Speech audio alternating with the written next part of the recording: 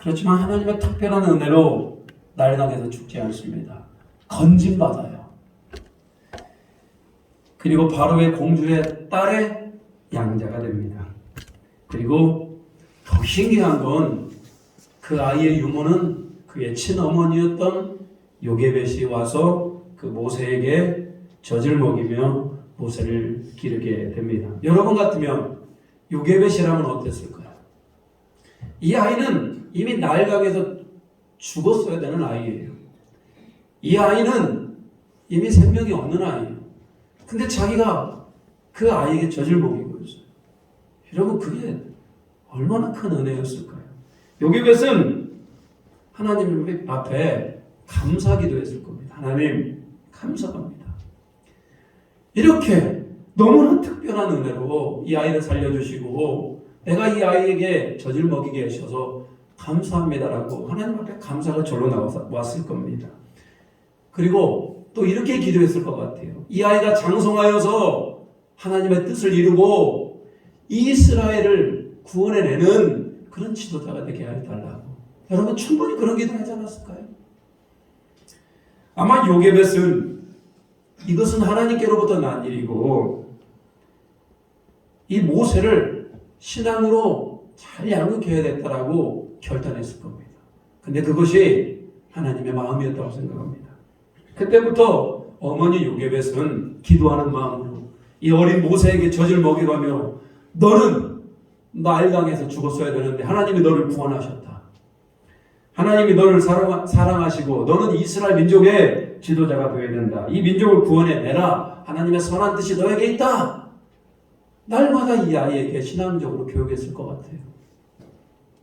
모세는 애굽에서 왕자로 자랍니다. 바로의 공주의 딸이니까요. 그게 왕자입니다. 왕자들과 함께 교육을 받았고요. 왕자들과 함께 애굽의 가장 최고의 교육을 받았습니다. 지도자 교육을 받았어요. 모세는 지도자 교육을 받았고 모세는 어머니로부터 이스라엘 민족의 정체성을 배우게 됩니다. 여러분 참 신기하잖아요. 모세가 나중에 이스라엘 민족의 지도자가 되기 위해서 이 왕국의 생활이 너무나 필요했던 겁니다. 왕자의 교육을 받고 지도자 교육을 받고 예수 그리스도 하나님을 믿는 선민 정체성을 가지게 되는 겁니다. 물론 이 말처럼 쉬운 건 아닙니다. 왜 그러냐면 모세는 엄청 힘들었던 혼란기가 있었을 겁니다. 자기가 태어나 보니까 자기가 좀 이제 인지가 그러니까 자기가 생각할 수 있을 정도의 시간이 흘러서 청소년기 무척 예민한 때 아니에요.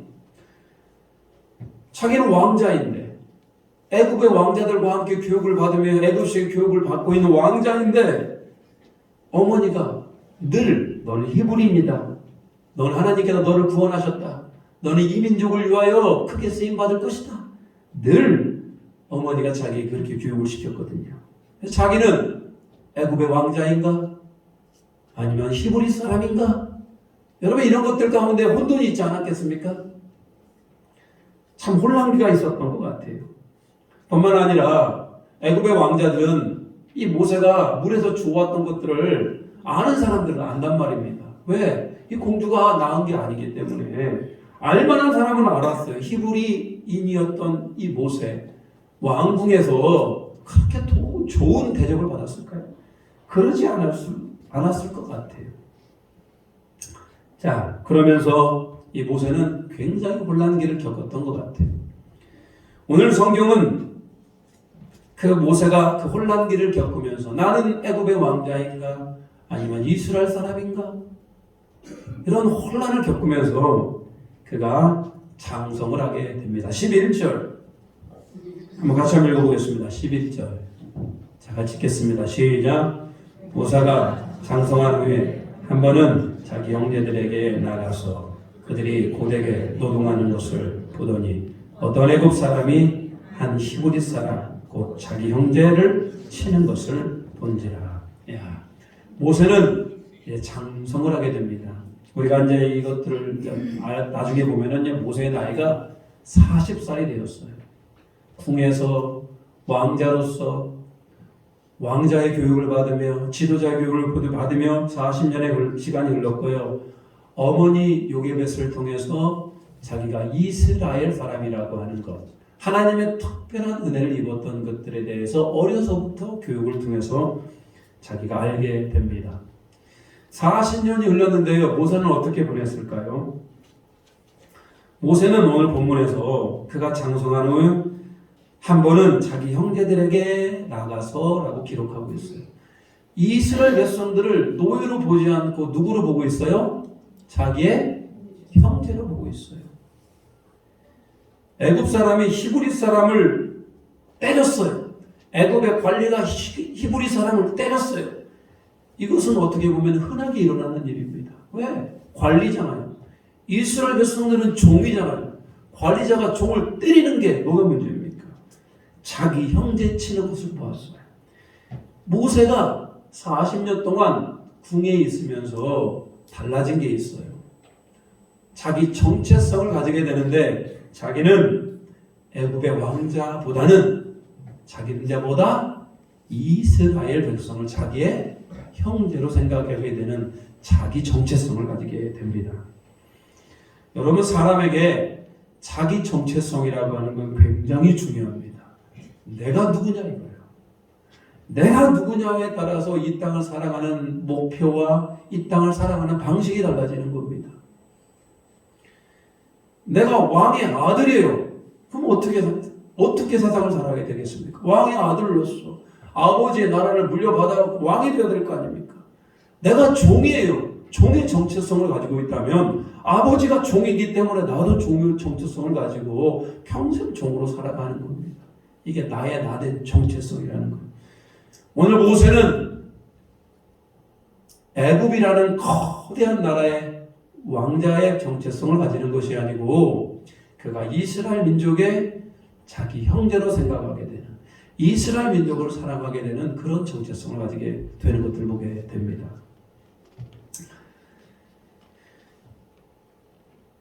자, 모세가요, 자기 형제, 자기 민족 히브리인이 그 애굽의 관리에게 맞는 것을 보고 있었어요. 평상시 같았으면은 잘 참았을 겁니다. 그런데 그날은 참지 못하는 겁니다. 그의 나이 40세에 한 번은 이 한 번이 우연이라는 것이 아니에요. 40년 동안 모세가 자기 정체성을 잡아가며 언젠가는 내가 이스라엘 민족을 위하여 뭔가 큰 일을 한번 해야 되겠다. 내가 이스라엘 민족을 좀 더 돕아야 되겠다라고 그가 다짐을 했던 시간들이에요. 어느 날 자기 형제들이 애굽의 관리에게 맞는 걸 보게 됩니다. 그리고 그걸 참지 못해요. 그래가지고 그 애굽의 관리를 주변을 돌아보니까 아무도 보는 이가 없어요.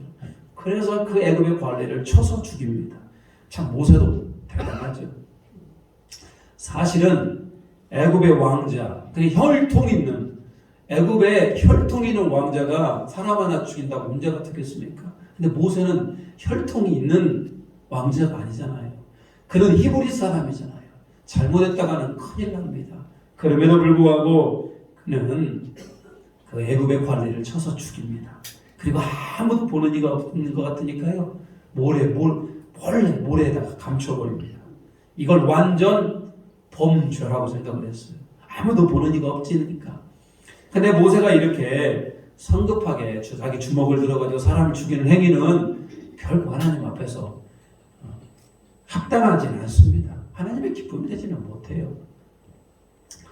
자, 이렇게 해서 모세는 아무 일 없이 지나갈 것 같았어요. 근데 다음 날, 자, 이런 일이 일어납니다. 13절. 자, 13절. 우리 한번 같이 한번 읽어보겠습니다. 13절 시작.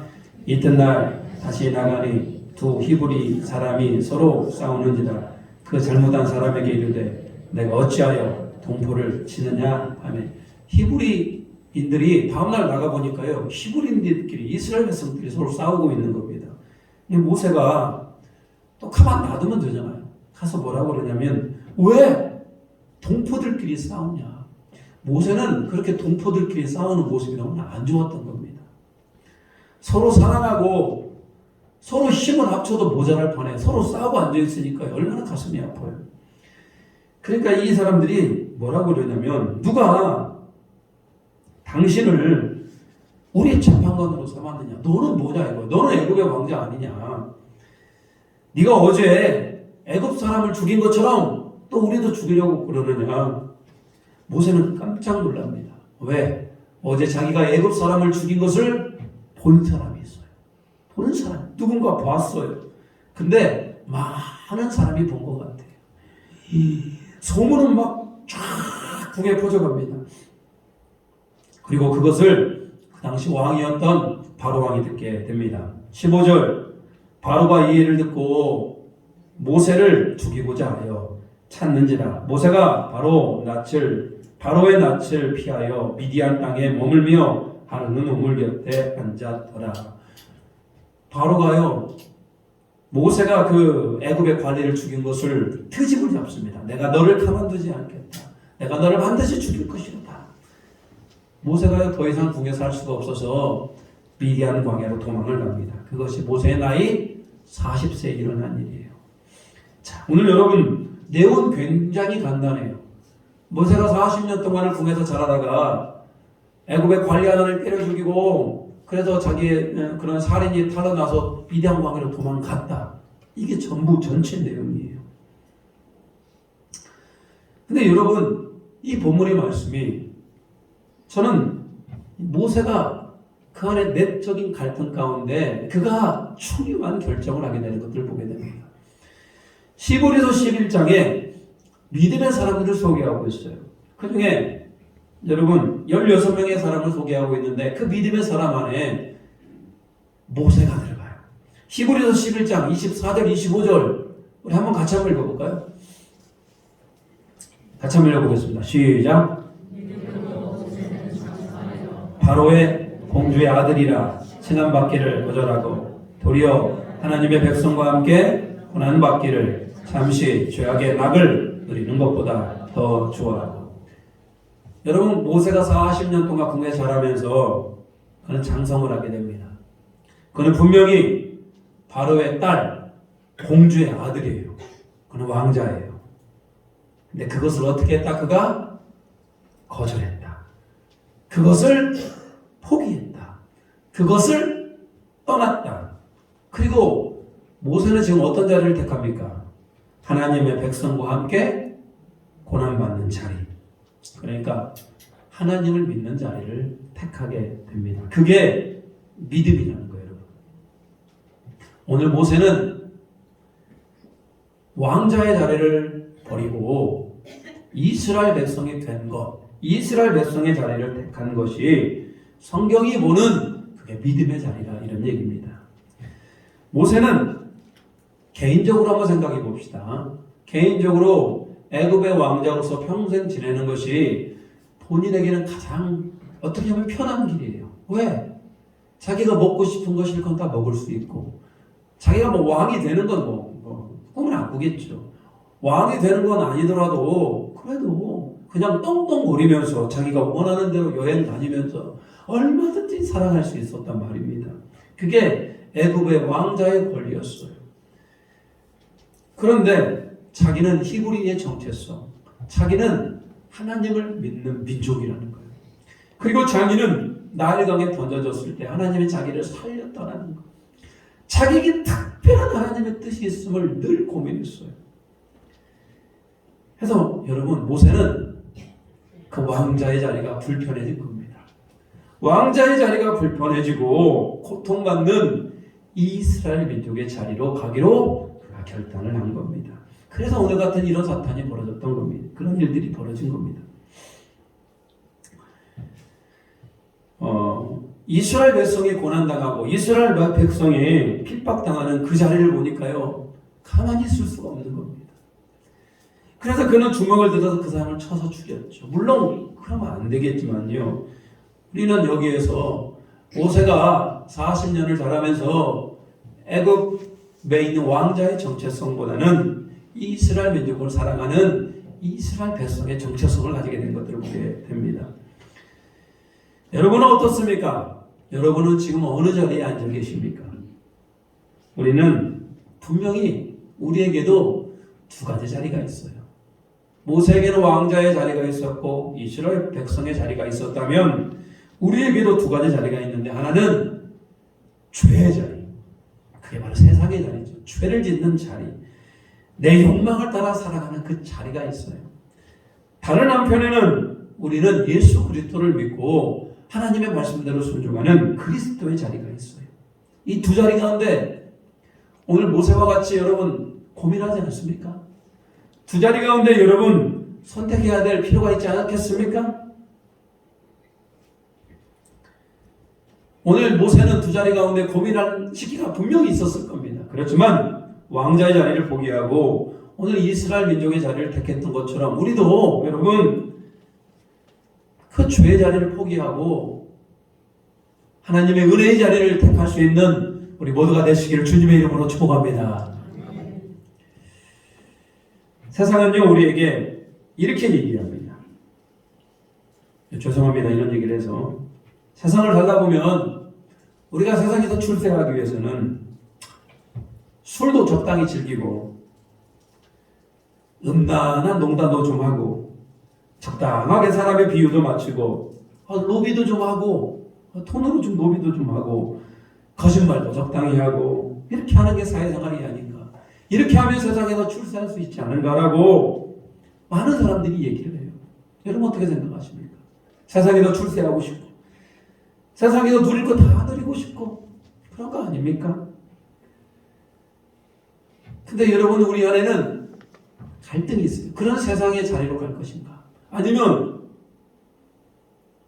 하나님의 자녀의 길, 하나님 말씀에 순종하며 영적 기쁨을 누리는 자리로 갈 것인가.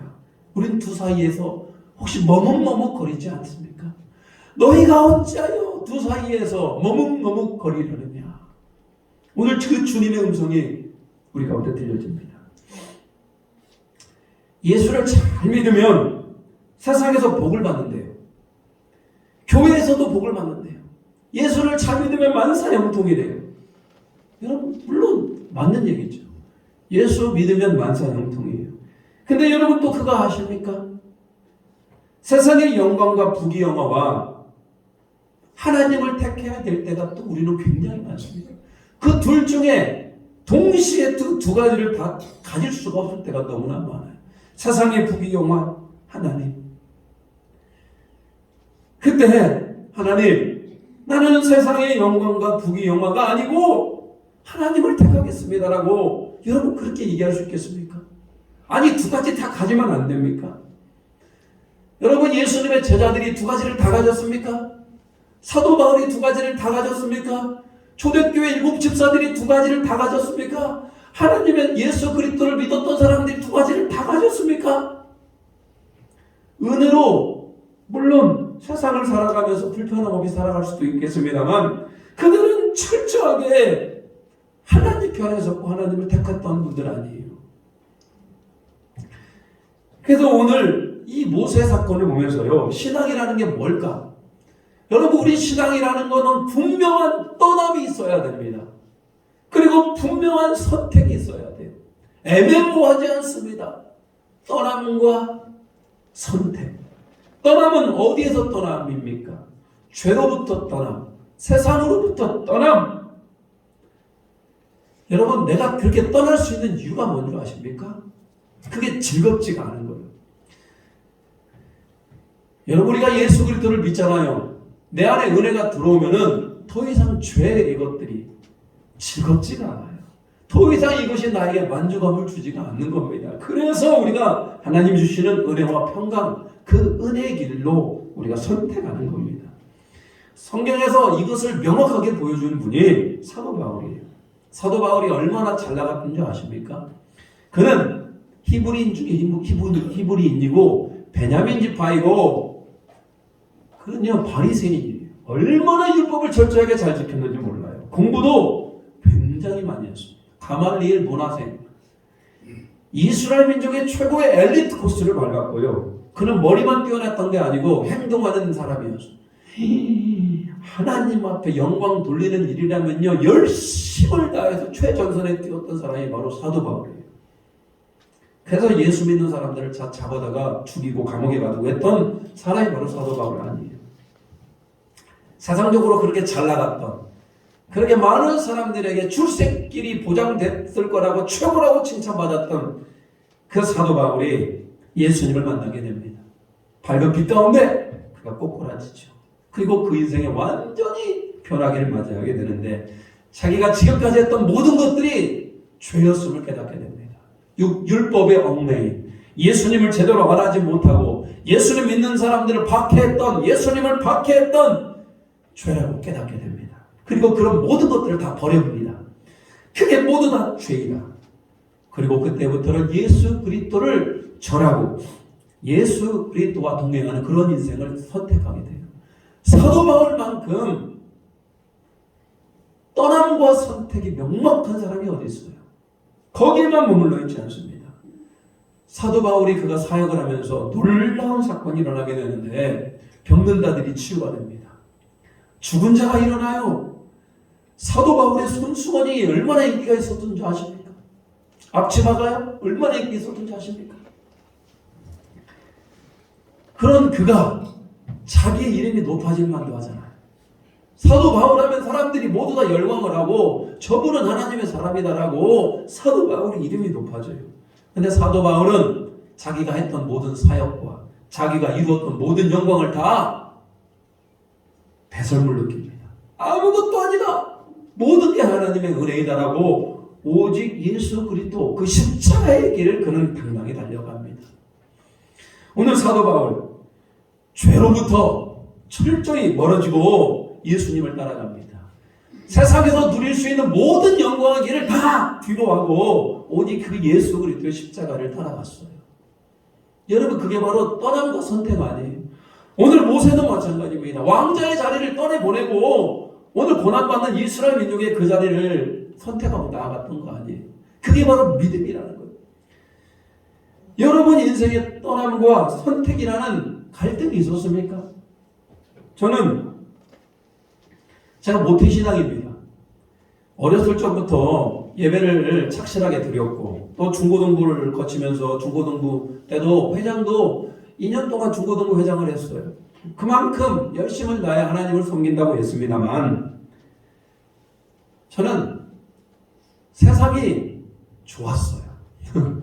세상에서 함께 즐기고 세상에서 함께 세상 문화를 즐기고 이게 너무나 좋았어요.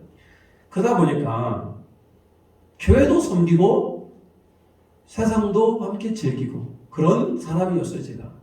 특히 이제 대학교 때 가서 얼마든지 세상에서도 즐기고 또 주일은 와서 예배드리고 그렇게 동시에 다 할 수 있는 거 아니에요. 교회 와서는 하나님의 사람인 것 같고 또 세상에 나아가서는 전혀 하나님 믿는 것 같지 않은 그런 모습으로 저는 살게 됩니다. 이런 걸 바로 여러분 바르지 못한 그리스도인들이겠죠. 저는 그렇게 살았어요. 그러다가 제가 은혜를 받고 예수님을 인격적으로 만나게 됩니다. 제가 예수님을 딱 만나는 순간 제 안에 딱 들어오는 가장 첫 번째 생각은 내가 세상을 포기하지 못하는 것, 내가 여전히 세상을 사랑하고 있는 그런 모든 것들이 죄이구나. 세상적으로 놀기 좋잖아요. 여러분 젊은 청년의 때 얼마나 놀기 좋은 것들이 많습니까? 그런 모든 것들이 죄라고 제 안에 인정이 되어져 버립니다. 그리고요, 그 순간 하나님, 저는 그게 죄임을 내가 이제 알았습니다. 내가 얼마나 죄 가운데 살았는 걸 이제 알았습니다라고 저는 그때 예수님과 만남과 동시에 결단의 역사가 일어나요. 그리고 그런 죄로부터 확 떠나게 됩니다. 사람이 무섭더라고요. 한번 그렇게 떠나기로 말하니까요, 그냥 사정없이 떠나지답니다. 제가 세상 죄라고 하는 것들이 제 안에 인정이 되니까요. 그래서 저는 그때부터 예수님을 선택하게 됩니다. 어떻게 하면 내가 예수님 앞에 나아갈 수 있을까? 물론 목사가 된 것도 마찬가지입니다. 이 땅에서 살면서 어떻게 하는 것이 가장 하나님의 영광이 돌리며 살 수 있을까라고 제가 기도하는 가운데, 금식하는 가운데 하나님께서 오직 십자가의 길, 교회를 세우고 사람을 섬기는 그 길로 저를 부르심을 알고 그 예수 그리스도의 십자가의 길을 선택하게 됩니다. 여러분 어떻습니까? 애매하지 않습니다. 오늘 모세가 애매하게 이렇게 된 거 결코 아니에요. 사도 바울이 애매하게 두 사이에서 머뭇머뭇거리다가 여러분 이렇게 된 게 결코 아닙니다. 모든 믿음의 사람은 애매하지 않습니다. 확실합니다. 떠날 것은 떠나고 선택할 것은 선택하는 겁니다. 저도 그런 사람 중에 하나. 떠날 것 떠나는 겁니다. 떠날 걸 떠나지 못하면 내 안에 공허함이 있어요. 떠날 걸 떠나지 못하면 여전히 아쉬움이 있어요. 여전히 아쉬움이 있어서 세상을 자꾸 돌아보게 됩니다. 마치 노새 아내가 자꾸 뒤를 돌아보다가 소금기둥이 되었던 것처럼 계속 뒤를 돌아봐요. 안 돼요. 돌아보지 맙시다. 떠나는 건 떠나고 버릴 건 버리고 우리 주님을 선택하는 그런 은혜가 있기를 주님의 이름으로 축복합니다. 여러분 어떤 사람이 그렇게 좋아요? 저는 떠날 건 떠나고 선택할 건 선택하는 것. 죄의 길, 세상의 길, 나를 망하게 하는 그 길을 떠나고 나를 살리게 하는 그 생명의 길, 예수 그리스도의 길을 잡은 자들을 만나면 저는 너무나 좋아요. 왜? 내 형제 같으니까. 그러니까 여러분 우리 그리스도인들은 그런 형제애가 있는 겁니다. 너도 떠났냐? 나도 떠났다. 너도 예수님 선택했냐? 나도 예수님 선택했다. 우리 함께 천국 가자. 그런 거 아니겠습니까? 우리 에덴 장독의 모든 성도님들 오늘 다시 한번 여러분이 어디로부터 죄로부터 떠나야 되는데 여러분 떠나야 될 곳이 어떤 겁니까? 다 떠나시기를 축복합니다. 세상 영광도 마찬가지예요. 하나님께서 영광 주실 수 있어요. 그럼에도 불구하고 그 영광이 전부가 결코 아닙니다. 때로는 그 영광도 떠나서 오직 예수 그리스도의 십자가의 길을 달려갈 수 있는 우리 모두가 되시기를 축복합니다. 그래서 이런 찬양이 있어요. 주 예수보다 더 귀한 것은 없네요. 그것이 찬송가의 고백이 아니고 저와 여러분의 고백이 되시기를 주님의 이름으로 축복합니다. 아멘.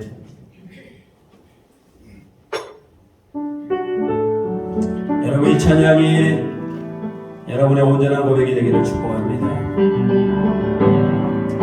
주 예수보다 더 귀한 것은 없네. 이 세대 상루기와 바꿀 수 없는 영주는 내 대신 돌아가신 그 놀라운 사랑 이 주로다. 세상 죄를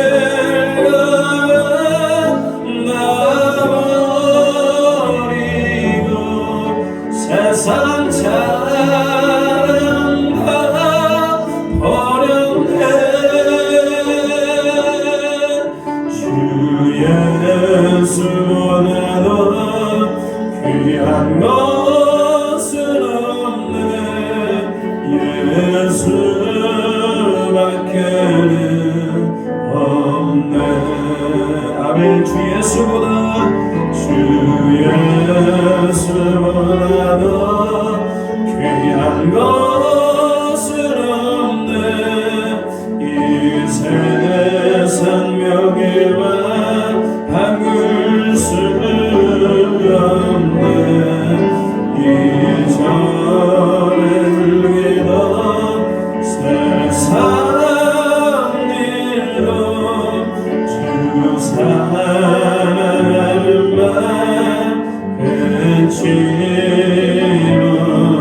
그치로는 세상 죄를 나버리고 세상 자랑 다 버렸네.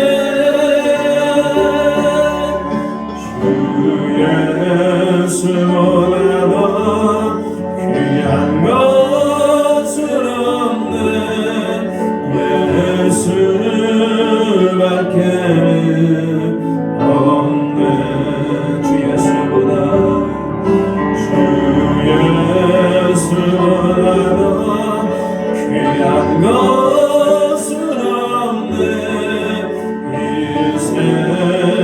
맹망과 바꿀 수 없네. 유혹과 민박이 몰려와도 주 섬기는 내맘 영원히. 아멘 아멘. 세상 죄악 나 버리고 세상 잘난 나 버렸네. 아멘. 주 예수 원하나 귀한 것은 없네.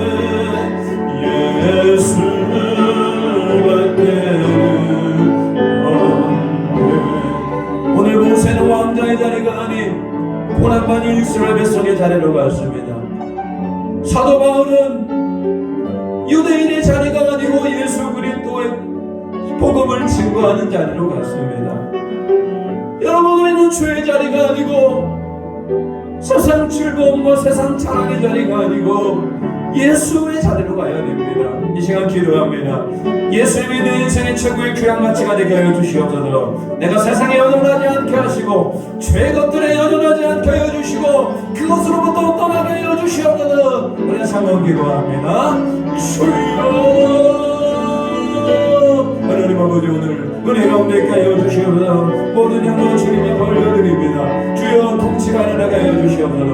하나님의 나라가 임하게 하여 주시옵소서. 모든 영광 주님께 돌려드립니다. 주여 은혜의 은혜가 있게 하여 주시옵소서. 하나님 아버지, 우리 인생의 죄로부터 세상의 즐거움과 세상 자랑에서부터 하나님과 벗어나게 하여 주시고 오직 예수 그리스도만 택하며 예수 그리스도가 우리의 기쁨이 되고 소망이 되고 예수 그리스도의 은혜와 평강 은혜 가득 차고 넘쳐날 수 있도록 주여 도와주시옵소서. 이것이 우리의 간증이 되게 하시고 이것이 우리의 능력이 되게 하시고 이것이 하나님께서 우리에게 주시는 그 영적인 메시지를 하나님께 내려주시고 예수로 승리하게 하시고 예수로 누릴 것들을 누릴 수 있는 우리가 되게 주여 도와주시고 참 좋으신 하나님의 은혜, 그 영광의 은혜, 그 영광의 은혜에 돌아갈 수 있는 우리 모두가 되기를 원하오니 주여.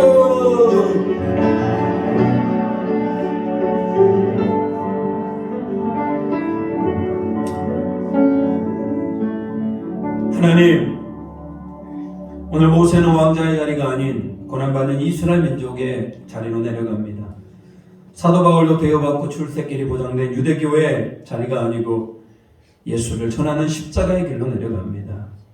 하나님, 우리도 세상의 즐거움과 세상 자랑의 자리가 아니고 세상에서 누릴 수 있는 쾌락의 자리가 아닌 죄의 자리가 아닌 예수 그리스도를 믿으며 그 말씀에 순종하는 그 예수님을 따라가는 그 은혜의 자리로 나가기를 소망합니다.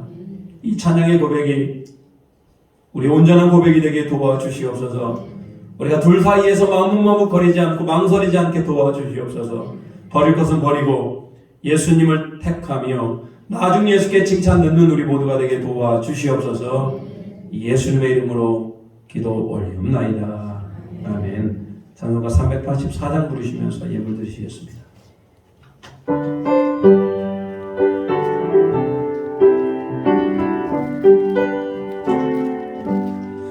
나의 갈길 나가도 예수 인도하시니 내 주 안에 있는 그길 어찌 실말이요 믿음으로 산다.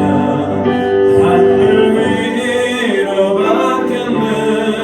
무슨 일을 만나든지 만사 형통하리라. 무슨 일을 만나든지 만사 형통하리라.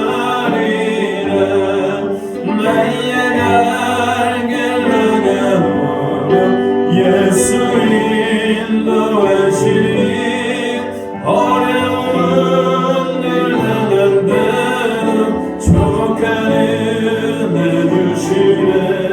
나는 신임이고 나라 영원 매우 가라.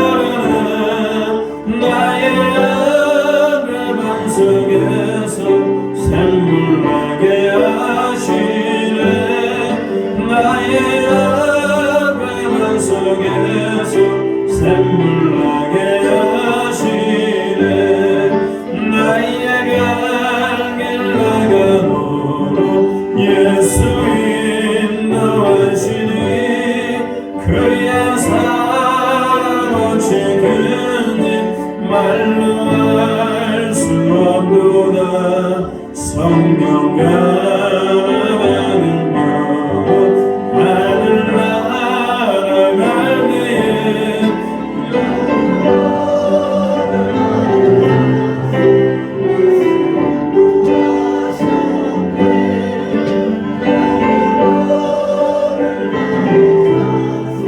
예수 인도하셨네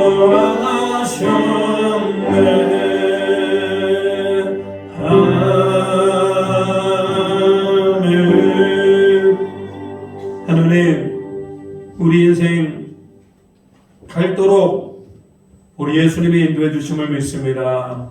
특별히 하나님 오늘 죄의 자리와 은혜의 자리 가운데 망설이지 아니하며 예수님의 인도함을 받아 그 생명의 길 예수님을 따라가는 우리 모두가 되게 도와 주시옵소서.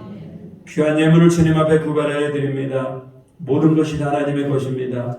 너무나 감사해서 하나님 우리 물질을 구별하여 11조와 감사헌금 또 복음의 열심을 가지고 선교헌금 또 주일 주정 또 원하는 바를 가지고 번제헌금 또 각종 목적을 가지고 주님 앞에 예물을 드리오니 주님께서 이 예물을 받아주시고 예물을 드리는 손길 위에 하늘의 신령한 은혜로 땅의 기름진 만나로 이 땅을 살아가면서 기도한 제목들이 이루어지며 그 자손들이 잘되며 하나님 그 시온의 영광을 나타내는 우리 모두가 되게 도와주시옵소서. 이 예물을 기뻐 받아주시고 하나님 나라가 확장되기를 소망합니다.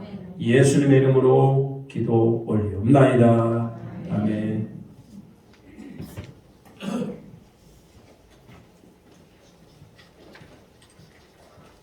교회 소식 전하도록 하겠습니다. 오늘 예배 오신 분들을 환영하고 축복합니다. 잘 오셨어요. 이렇게 복된 예배가 얼마나 또 감사합니까? 자, 2번입니다. 잘 또 들으세요. 또 이것도 광고 잘못 들으면 또 큰일 납니다. 5월 14일 다음 주입니다. 오전 10시에 통합 예배로 드립니다. 1부 예배 9시, 2부 예배 11시인데요. 그건 합쳐서 드립니다. 11시에 오시면 예배 끝납니다. 11시에 오시면 예배 끝나요. 11시에 오시지 말고 10시에 예배니까요. 10시 전에 좀 오셔서 기도하면서 예배를 준비하시기 바랍니다. 예배 드리고요. 점심 식사를 좀 빨리 하도록 하겠습니다. 점심 식사 후에 우리 에덴 장로교회가 지금 코로나로 인하여서 우리 함께 교제하는 시간이 너무 없어서요. 이번에 코로나 끝나고 4년째 되었는데요. 야외로 나가서 청교회 시간을 가지려고 그래요. 많이 걸을 수 있는 곳은 아니고요. 다리가 불편하신 분도 충분히 가서 앉아서 함께 시간을 갖고 또 꽃들도 함께 보는 시간을 갖도록 하겠습니다. 5월 달에 좋은 날에 함께 가서 우리 성도님들이 함께 적극적으로 동참하기를 원하고요. 여러분 꼭 시간 빼주시기 바랍니다. 자, 5월 14일 오전 10시에 예배드리고 좀 식사하고 오후에 나가도록 하겠습니다. 다음 주일은 날짜 관계상 5월 5일이 어린이날이고 5월 8일이 어버이 주일 관계로 함께 드리도록 하겠습니다. 5월 7일 어린이 주일과 어버이 주일을 함께 드리도록 하겠습니다. 그러니까 아동부에서는 어린이 주일로 지켜주시기 바라고요. 오늘 우리 어른들은 함께 어린이 어버이 주일로 지켜도록 하겠습니다. 여전도의 수익사업으로 쑥개떡 만듭니다. 5월 5일 이번 주 금요일입니다.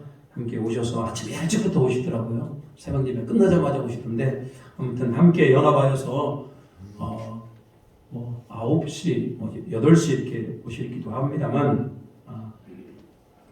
예전에 했던 대로 이렇게 함께 모이셔서 쑥개떡을 맛있게 만들면 되겠습니다. 정기 당회 오늘 찬양 예배 오겠습니다. 당회가 평안하게 이루기를 기도해 주시기 바랍니다. 자, 우리 옆 사람과 인사하도록 하겠습니다. 일어나서 인사할게요. 이렇게 인사하겠습니다. 자, 떠남과 선택의 은혜 갖기를 바랍니다. 예수님이 당신의 구주이십니다. 잘하셨습니다. 결단하겠습니다.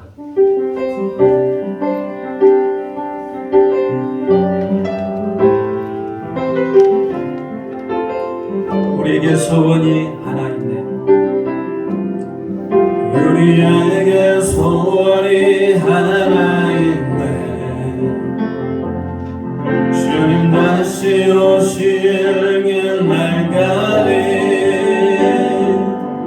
우리 가슴에 새긴 주의 십자가 사랑, 나의 교회를 사랑케 하네. 주의 교회를 향한 우리 마음, 인생과 고기와 가난과 고난, 울며 죽음조차 우릴 막을 수 없는 우리 교회는 이 땅에만, 교회를 교회되게, 예배를 예배되게, 우리 진정한 은혜는 오늘 임하도록 눈에 사여하소서. 성령 안에 예배하리라. 자유의 마음으로 사랑으로 사용하리라.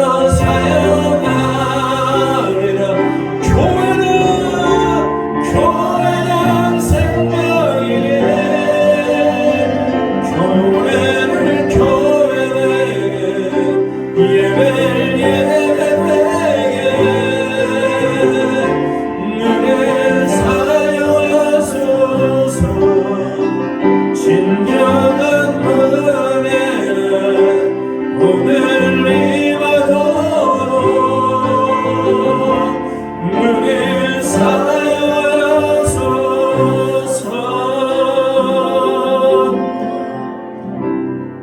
지금은 우리 주 예수 그리스도의 은혜와 우리 하나님의 무한하신 사랑하심과 성령님의 강한 감동 역사하고 깨닫게 하고 결단하는 은혜가 우리 안에 죄에서 떠나고 세상 모든 영광으로부터 떠나며 오직 예수님을 택하며 예수님의 길로 걷기로 작정하는 고개 숙인 모든 에덴의 성도들 머리 위에, 그 가정과 그 일터와 사업체 위에 이제부터 영원토록 함께 하시기를 간절히 축원하옵나이다.